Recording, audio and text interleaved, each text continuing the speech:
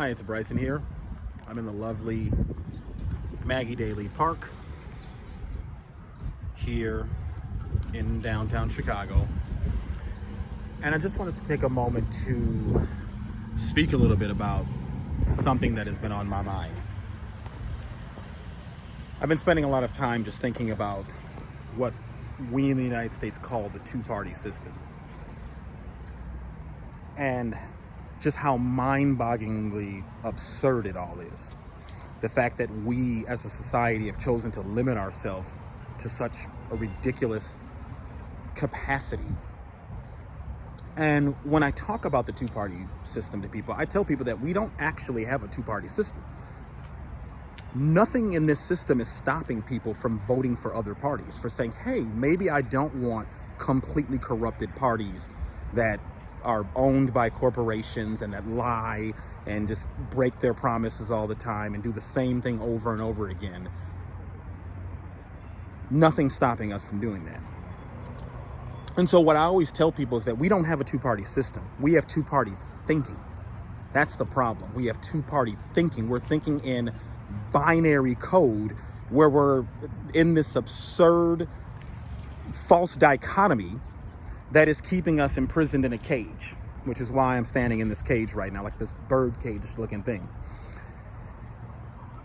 And what has basically happened with the political system, in my opinion, in this country is that we have gotten into a hypnotic state where we are psychologically paralyzed into this ridiculous binary thinking, and we're put into this paralysis via fear, because we have political propaganda and we have media propaganda that constantly propagates this fear of what the other party is going to do.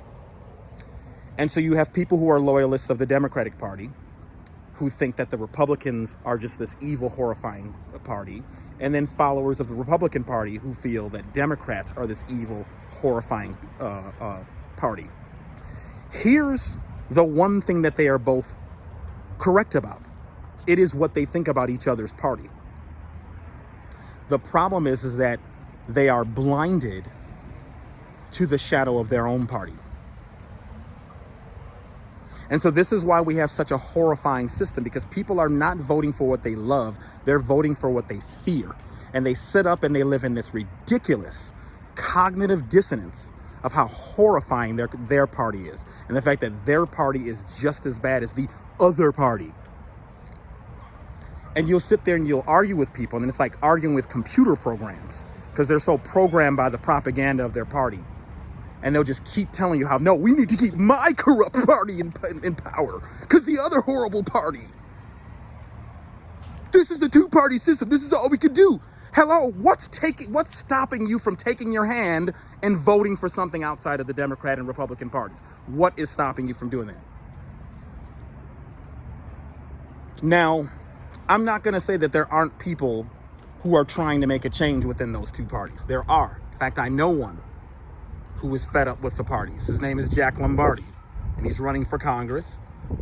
He's a Republican running for a Congress, and he is a good person, and he is trying to change the corruption of the system. But getting back to the point that I'm trying to make, we have chosen to limit ourselves because we allow propaganda of media to scare us.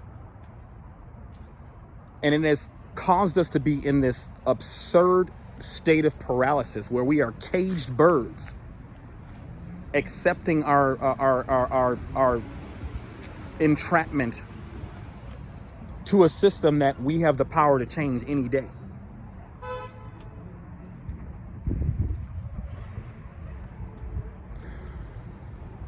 And so I'm not trying to be mean to people. I'm not trying to be hard on people.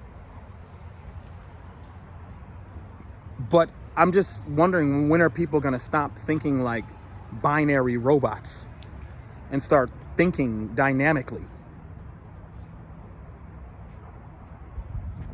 And because we sit here and We vote with fear rather than for what we love. This is why we have right now the supposed replacement to a racist president is another racist president who passed a law that incarcerated and destroyed black lives and then told black people that they're not black if they don't vote for him. That's some fucking disgusting, offensive ass shit.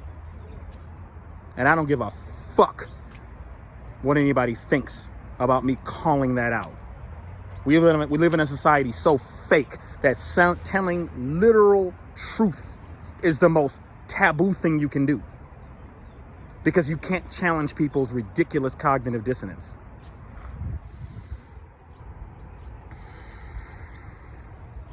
So I hope that you guys have a good rest of your day. This is not meant to attack anybody. I'm just pointing out the obvious. Why are we accepting this? Why are we accepting two parties that everybody knows are corrupt?